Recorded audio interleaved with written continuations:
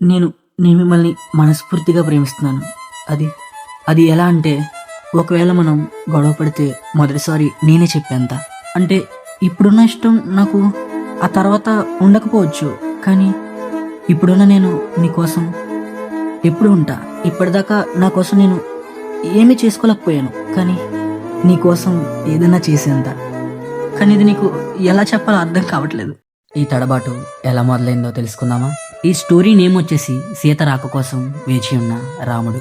Hi, మీరు చూస్తున్నారు my blogs 21. ఇంకెందుకు ఆలస్యం, కథలోకి వెళ్ళిపోదామా? నా పేరు రామకృష్ణ. నేనెప్పుడు నిజమే చెబుతూ ఉంటా. బహుశా నాకు అబద్ధం వాల్యూ తెలుసు అనుకుంటా. నా లైఫ్లో ఏదో డెస్టినీ ఉందని నేను ఫీల్ అవుతూ ఉంటా. అలా అన్నానో లేదో, నా క్లాస్లోకి నేను ఎప్పుడు అబ్జర్వ్ చేసే ఆ అమ్మాయి వచ్చేసింది. ఆ అమ్మాయి చాలా స్మార్ట్, అలాగే ఎవరితోనే మాట్లాడదు. నా లైఫ్లో ఇంకొక సాయంత్రం అయింది.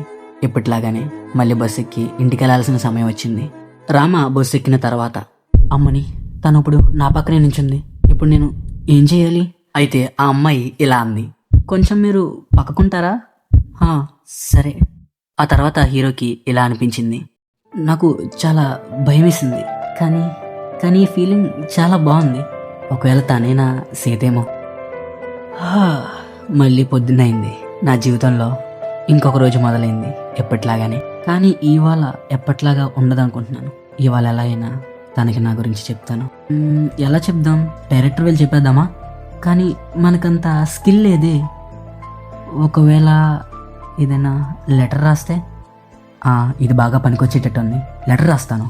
మిమ్మల్ని నేను మనస్ఫూర్తిగా ప్రేమిస్తున్నాను. ఇది బాగుంది. సరే, ఇక కాలేజీకి వెళ్దాం. వెళ్ళాక కంపల్సరీ ఇవ్వాలి. మన హీరో ఎంతో ఆనందంగా ఆ అమ్మాయి దగ్గరికి వెళ్తే, ఆ అమ్మాయి ఎంతో సంతోషంగా ఇంకో అబ్బాయితో క్లోజ్గా మాట్లాడుతూ ఉండటం చూసి మన హీరో మనసు విరిగిపోయింది. ఆ లెటర్ చేజారి నీటిలో పడిపోయింది. హీరో ఇలా అన్నాడు, నేను రాముణ్ణి అనుకున్నాను, తను నా సీత అనుకున్నాను. నేను ఎంతో న్యాయంగా రాముడిలా వెతికా నా సీత కోసం. అర్థమవుతుంది, రాముడిలా ఉంటే ఈ లోకానికి నేను నచ్చదు. మారతా, సుదర్శన చక్రం పట్టిన కృష్ణుడిలా మారతా.